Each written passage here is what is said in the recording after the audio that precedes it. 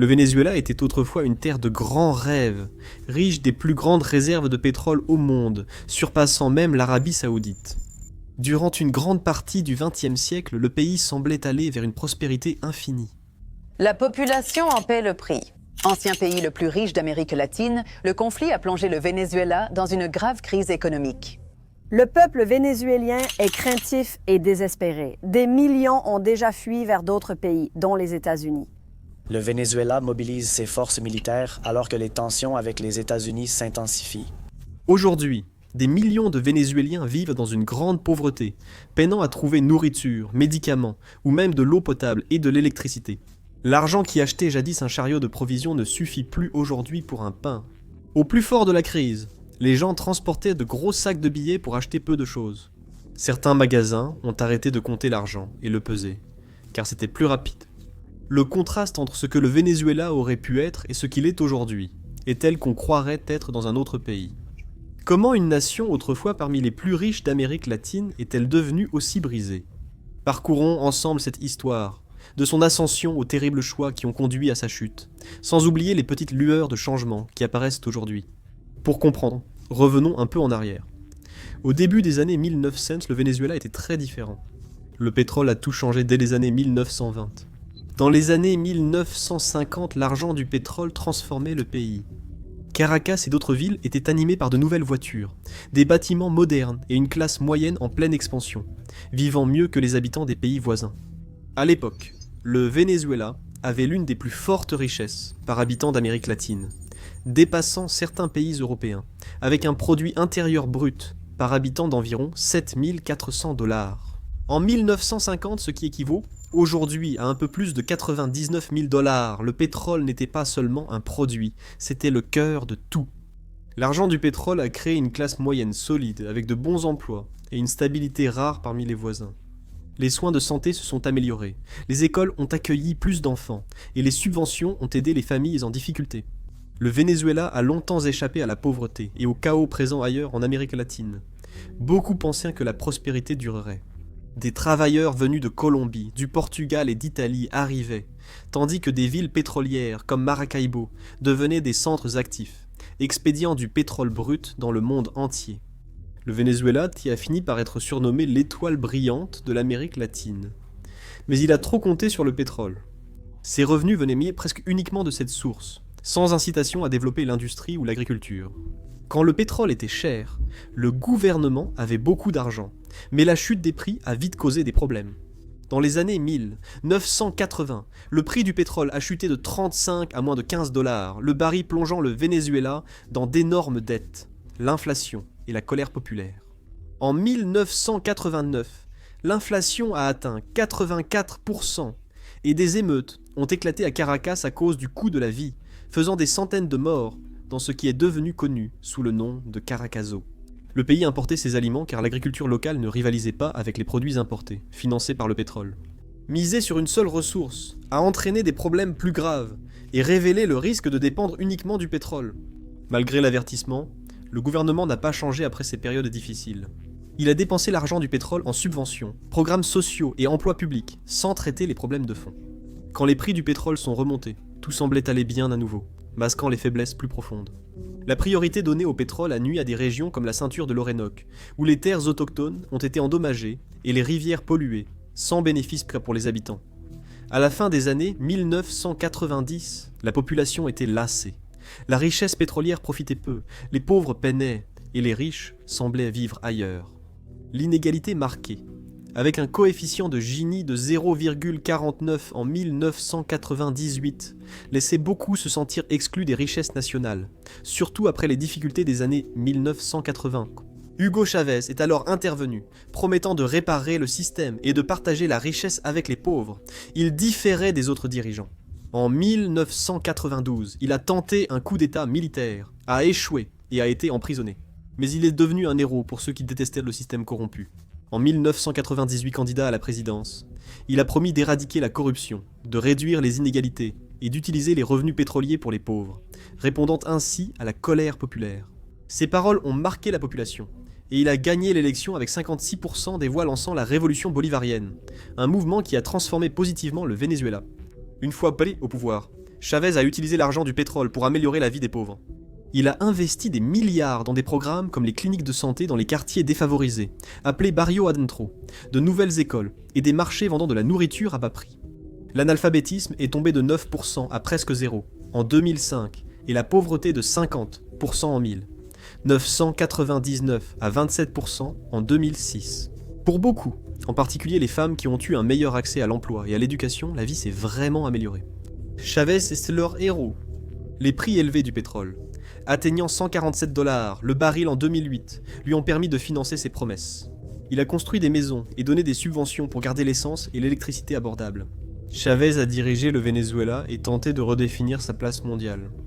Il a utilisé le pétrole pour financer son gouvernement et obtenir des alliés.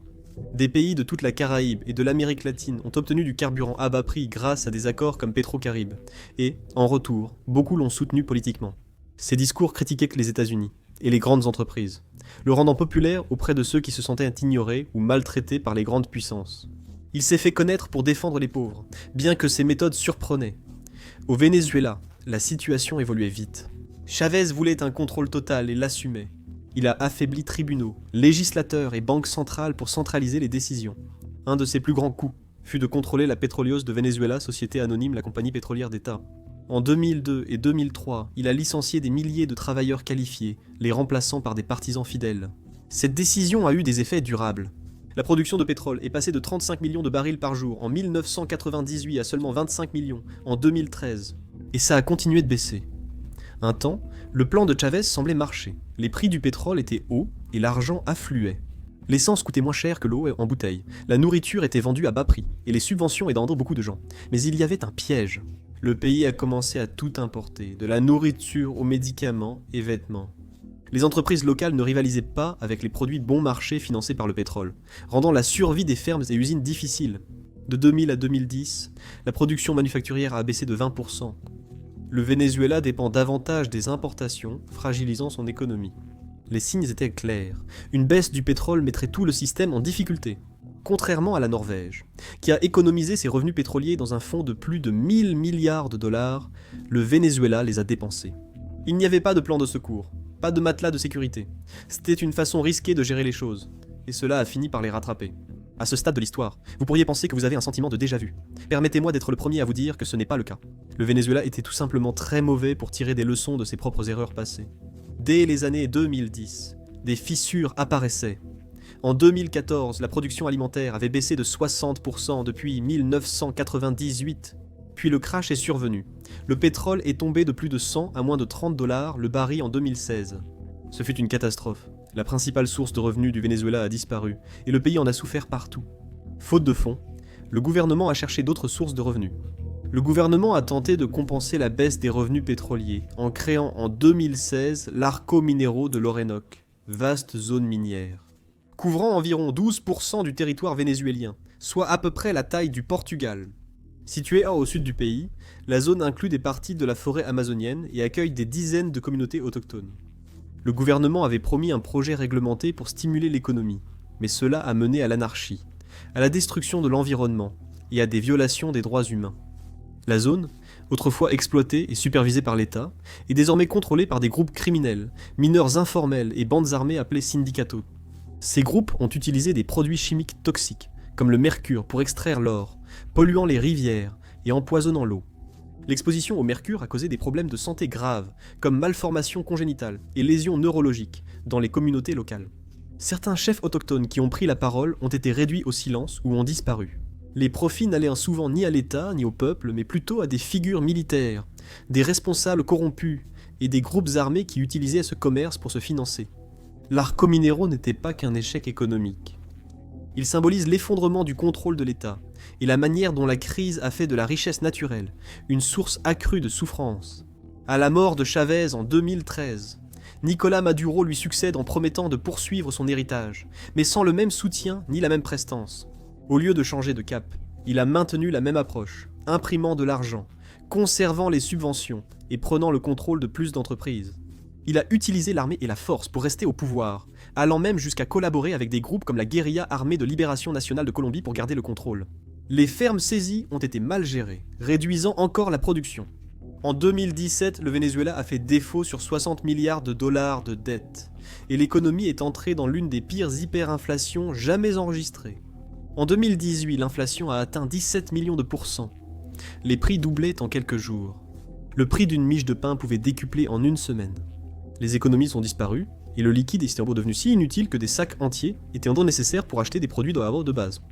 De nouveaux billets étaient constamment imprimés, mais ils ne pouvaient pas suivre le rythme. Le gouvernement a tenté de résoudre le problème par des contrôles de prix et des règles monétaires, mais cela a aggravé la situation. Les magasins ne pouvaient pas se permettre de vendre des marchandises au prix fixé, donc les rayons restaient vides. Les gens patientaient des heures pour nourriture, médicaments ou carburant, souvent sans rien obtenir. Les femmes, qui s'occupaient généralement des courses pour leur famille, subissaient le plus lourd fardeau de ces difficultés quotidiennes. Pendant ce temps, Petróleos de Venezuela, société anonyme, la compagnie pétrolière d'État, s'effondrait. La corruption et la mauvaise gestion ont réduit la production à moins de 40 000 barils par jour. En 2019, les marées noires se sont multipliées, détruisant villages de pêcheurs et faune, l'eau toxique envahissant rivières et côtes. La corruption était généralisée. Depuis 1999, environ 300 milliards de dollars ont disparu dans des comptes secrets. Le gaz vendu pour une bouchée de pain était passé en contrebande de l'autre côté de la frontière pour en tirer des profits. Des gangs et des responsables militaires contrôlaient l'accès à la nourriture et au carburant, rendant la vie plus difficile pour les gens ordinaires. La violence a augmenté et davantage de familles ont été forcées de fuir. Au lieu de résoudre la crise, Maduro a eu recours à la force. Les manifestants ont subi gaz lacrymogènes et balles. Les chefs de l'opposition ont été emprisonnés ou exilés et les médias indépendants fermés. Le Venezuela est passé d'une fragile démocratie à une dictature, excluant toute possibilité de nouvelles idées ou solutions. À mesure que le gouvernement perdait le contrôle, des groupes criminels sont intervenus. Certains sont devenus plus puissants que les responsables locaux. Dans les prisons, des gangs appelés parents imposaient leurs règles et menaient des affaires. Avec le temps, leurs chefs, appelés mégaparents, ont étendu leur influence au-delà des murs de la prison. Ils contrôlaient des quartiers, faisaient payer la protection et décidaient encore qui vivait où. Dans certaines villes, ils ont même remplacé la police. La police réelle travaillait pour eux, ou restait à l'écart. Des groupes armés faisaient de la contrebande d'essence, d'or et de nourriture, souvent aidés par des soldats ou des officiels. La frontière entre pouvoir gouvernemental et criminel s'est brouillée, piégeant les gens ordinaires. S'opposer à la mauvaise personne, qu'il s'agisse d'un membre de gang ou d'un fonctionnaire, pouvait tout vous coûter. Il ne s'agissait plus de criminalité, mais de pouvoir passant à ceux voyant la crise comme une opportunité de profit. Au milieu et à la fin des années 2010, l'économie ne connaissait pas seulement des difficultés, elle s'effondrait. L'hyperinflation a détruit la valeur de l'argent, les pénuries ont vidé les magasins, l'espoir s'est éteint. Le Venezuela, jadis le plus riche d'Amérique latine, il est aujourd'hui l'un des plus pauvres. De 2013 à 2021, le 81%, pire que dans beaucoup de pays en guerre. Mais il ne s'agissait pas seulement de chiffres, c'était une catastrophe humaine qui a déchiré des familles et des communautés. La vie quotidienne est devenue un combat. Les supermarchés étaient à court de nourriture, les pharmacies de médicaments, et les hôpitaux manquaient de gants et d'eau propre. Pendant les coupures de courant, les médecins utilisaient des lampes de poche pour opérer. Pour la plupart des gens, survivre est devenu le seul objectif. Les enfants ont été les plus touchés. Dans certaines régions, 30% des habitants étaient malnutris. En 2018, les gens fouillaient les poubelles ou échangeaient leurs biens contre de la nourriture. Un pays qui autrefois avait de l'abondance mourait maintenant de faim. En 2019, 76 millions de personnes avaient besoin d'aide alimentaire, en plus de l'effondrement du système de santé. Les hôpitaux ne pouvaient pas soigner les patients. Les cas de paludisme sont passés de 36 000 en 2009 à plus de 40 000 en 2017. La mortalité infantile a grimpé de 30% entre 2013 et 2016. Les femmes enceintes avaient peu accès aux soins, mettant leur vie et celle de leur bébé en danger. Coupures de courant, transports à l'arrêt et manque d'eau potable rendaient la vie impossible. La santé mentale s'est détériorée à mesure que les gens se sentaient désespérés et effrayés. Beaucoup se sont tournés vers la foi ou les groupes communautaires simplement pour faire face. Ce niveau de souffrance a poussé des millions de personnes à partir. À la fin des années 2010, les gens traversèrent les frontières à pied avec seulement un sac. Certains sont partis au Pérou, Chili, États-Unis ou Europe. Des familles ont été séparées lorsque les parents sont partis travailler, laissant femmes et enfants affronter seuls les difficultés. En 2025, près de 8 millions de Vénézuéliens ont quitté le pays. Près d'une personne sur 5, faisant de cela l'une des plus grandes migrations modernes après la Syrie. Les pays voisins étaient dépassés. Les villes frontalières colombiennes débordaient et des camps de réfugiés se sont multipliés en Amérique du Sud. Ceux qui sont partis ne cherchaient pas juste un emploi. Beaucoup étaient médecins, ingénieurs, enseignants ou étudiants.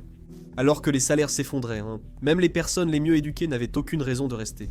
Certains professeurs, mal payés, ont quitté leur emploi pour vendre des snacks dans la rue. C'est une histoire vraie. Les meilleures universités ont perdu leur talent, et les laboratoires ont fermé faute de matériel et d'électricité. Entre 2013 et 2022, plus de la moitié des médecins vénézuéliens sont partis. Les hôpitaux ont manqué de chirurgiens et de spécialistes, parfois même de soins de base. Les écoles ont fermé ou manqué d'enseignants. Dans certaines zones rurales, l'éducation formelle a disparu. YouTube vient de faire une annonce stupéfiante. Il verse 64 millions de dollars par jour aux créateurs. Pourquoi ? Parce que YouTube manque de créateurs. Voilà pourquoi des vidéos avec moins de 1000 vues, comme celle-ci, apparaissent sur votre page d'accueil. Bien sûr, cela ne veut pas dire que tout le monde devrait créer une chaîne. Si vous avez déjà envisagé de lancer une chaîne YouTube ou sans visage, c'est le moment idéal. YouTube verse chaque jour des millions aux créateurs et met désormais davantage en avant les nouvelles chaînes et les plus petites. Mais je suis sûr que vous avez beaucoup de questions sur la façon de commencer et de développer une chaîne. Nous recevons des questions par email tout le temps de la part de certains d'entre vous. Et c'est pourquoi nous avons décidé de mettre tous nos conseils YouTube dans une seule vidéo YouTube, entièrement gratuite.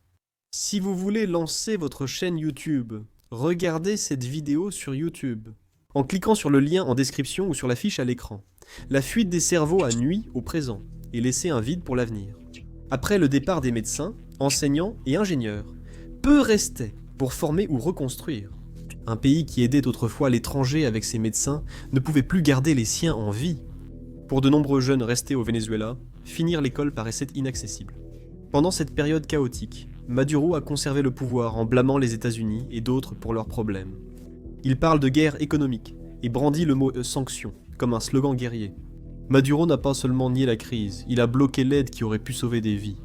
En 2019, l'opposition soutenue par les États-Unis a voulu faire passer de l'aide humanitaire par la frontière colombienne, mais le gouvernement a refusé, dénonçant une ingérence étrangère.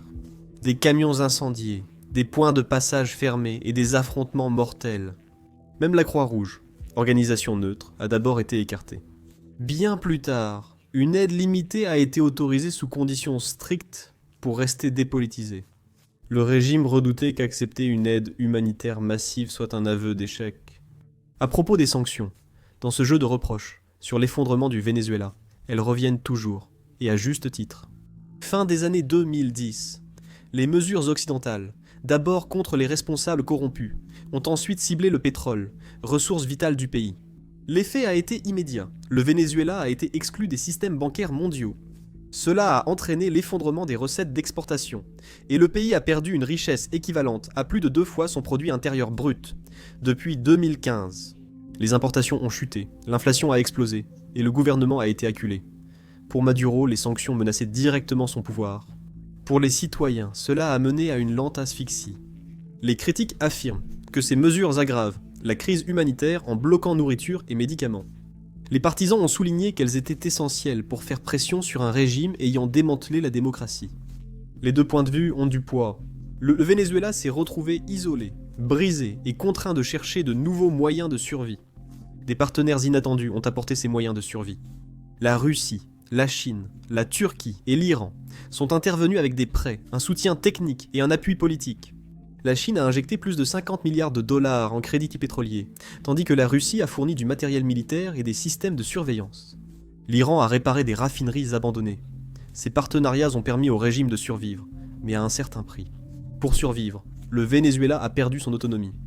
Les technologies de surveillance et les concessions minières étrangères ont accru le contrôle, pollué les rivières et déplacé les communautés autochtones. L'aide était réelle mais jamais gratuite, et la production de pétrole continuait de chuter malgré les accords. Après un pic de plus de 3 millions de barils par jour, la production est tombée sous le million à la fin des années 2010. L'industrie pétrolière et la monnaie nationale se sont effondrées ensemble. Le bolivar, jadis symbole d'indépendance, illustre désormais l'hyperinflation à éviter. Il a été renommé, réévalué et rebaptisé Borva Fuerte Bolivar Soberano Digito Bolivar. Toutes les tentatives de supprimer des zéros des billets ont échoué à rétablir la confiance. Malgré une légère baisse, l'inflation reste à 180% sapant la confiance. Les gens n'avaient plus confiance en la monnaie et épargnaient en dollars, or ou biens. Dans le commerce, savon, riz et couches ont remplacé l'argent. preuve de la perte de confiance dans le système financier. Maduro a finalement accepté la réalité. La dollarisation est devenue officielle. Les prix affichés en dollars, même les vendeurs de rue les acceptaient. Ceux qui recevaient des dollars de proches à l'étranger trouvaient la vie un peu plus supportable. En 2023, les Vénézuéliens à l'étranger envoyaient plus de 4 milliards de dollars par an, créant ainsi un filet de sécurité crucial. Mais cette nouvelle économie a engendré de nouvelles divisions. Une petite élite pouvait faire ses courses dans des bottguns de luxe, tandis que la plupart des gens ne pouvaient toujours pas se permettre d'acheter les produits de première nécessité. Les personnes âgées sans famille, à l'étranger, ont été négligées. Maduro a utilisé la dollarisation pour consolider son pouvoir. Il a rouvert les casinos, assoupli les contrôles des prix, et invité des investisseurs étrangers dans des hôtels de luxe. Les statistiques officielles annonçaient une reprise, le gouvernement parlant d'une croissance de 93% début 2025. Cela a été révisé à 6%, mais le Fonds monétaire international a prévenu d'une contraction de 4%. Derrière ces chiffres, la réalité quotidienne était différente. Les infrastructures étaient défaillantes. Les zones rurales subissaient des coupures de courant, les systèmes d'eau tombaient en panne et les routes se dégradaient. Le salaire minimum était gelé à 130 bolivars depuis 2022, ce qui ne valait guère plus de 350 dollars par mois. Aucune statistique ne pouvait masquer cette réalité. Alors, où en est le Venezuela aujourd'hui ? En 2025, le pays est dans un étrange limbo. Il ne se désagrège plus au rythme d'il y a quelques années, mais il ne se remet pas vraiment non plus. La vie quotidienne suit un rythme précaire. Les dollars américains stabilisent les prix, et les magasins sont mieux approvisionnés. Certaines entreprises ont rouvert, mais les salaires restent très bas. Les services publics sont peu fiables et la plupart des Vénézuéliens essaient juste de s'en sortir. La crise persiste, mais sous une autre forme. Le gouvernement indique que la production pétrolière dépasse à peine 90 000 barils par jour et que le produit intérieur brut augmente. Mais ces affirmations contredisent la réalité. Hors des grandes villes, les coupures d'électricité persistent. L'eau fait souvent défaut. Les hôpitaux manquent de médicaments. Et les écoles souffrent d'un manque d'enseignants, beaucoup ayant émigré. La reprise reste inégale, avec quelques progrès au milieu d'une grande stagnation. La politique n'a fait qu'aggraver le désespoir. L'élection de juillet 2024 devait marquer un tournant. Edmundo González, candidat de l'opposition, a gagné largement, mais Maduro a refusé de partir. Son gouvernement a proclamé la victoire, ignoré les résultats et emprisonné des dizaines de chefs de l'opposition. Environ 2000 prisonniers politiques sont encore détenus. Les organisations internationales ont condamné la décision, mais Maduro est resté ferme et l'armée loyale. Les tribunaux l'ont soutenu, et la transition démocratique promise s'est évaporée. Pour de nombreux Vénézuéliens, l'élection n'a pas seulement été une déception, mais la confirmation que les urnes seules ne pouvaient pas apporter le changement. Cela a laissé la nation divisée en deux réalités parallèles. Une minorité aisée profite des importations et de meilleurs services, tandis que la majorité survit avec des salaires dérisoires ou des envois de fonds. La migration, autrefois un flot, a ralenti. Ce n'est pas que les conditions ont changé, mais beaucoup sont déjà partis, et d'autres n'ont plus les moyens de voyager. Ceux qui restent improvisent, cultivent leur nourriture, troquent et rassemblent de petits revenus. Ces stratégies de survie ont aidé les familles à tenir le coup, mais elles ne peuvent pas réparer un système national brisé. Le gouvernement ne propose pas de vraies solutions et n'investit pas dans le solaire. Au Zulia, malgré le soleil, les routes sont pleines de nids de poules, les transports publics inaccessibles et la santé sous-financée. L'écart riche-pauvre s'aggrave, fragilisant la cohésion sociale. Maduro garde fermement le pouvoir. Il contrôle l'armée, la justice et les leviers de l'économie. La pression internationale n'a pas réussi à le faire bouger. Et l'élection de 2024 a prouvé que les votes seuls ne peuvent pas le déloger. Chez beaucoup de Vénézuéliens, l'espoir a cédé à la résignation. Ils ont connu des promesses de réforme, mais le contrôle se renforce dès que le régime se sent menacé. L'avenir demeure incertain. Certains dans le secteur pétrolier pensent que de nouveaux partenariats étrangers pourraient relancer la production si les sanctions sont levées. On évoque des investissements dans la ceinture de l'Orénoque et la modernisation des raffineries, mais sans changement politique, les investisseurs restent prudents. Les élections ont peu de chances d'apporter une vraie transition actuellement. Pour les gens ordinaires, l'attention s'est déplacée de l'espoir d'un grand changement à simplement essayer de survivre un jour de plus. Une hausse des prix du pétrole pourrait apporter de nouveaux revenus, mais sans réforme, cet argent ne fera que renforcer la classe dirigeante au lieu de parvenir au peuple. Institutions et confiance publique sont faibles, et les dégâts de la mauvaise gestion sont profonds. Le Venezuela a encore des ressources, et des citoyens prêts à se battre pour un avenir meilleur. Sans vrai changement au sommet, Tous les efforts échoueront. L'histoire du Venezuela continue. Il lui reste du pétrole, des gens prêts à reconstruire et un potentiel de renaissance. Mais à moins qu'il n'y ait un véritable changement de direction, un changement qui donne la priorité au peuple plutôt qu'au pouvoir, les mêmes erreurs continueront de se répéter. Le défi aujourd'hui n'est plus seulement de relancer l'économie, mais aussi de rétablir la confiance dans les institutions, entre nous et dans l'idée que le Venezuela reste une patrie à défendre.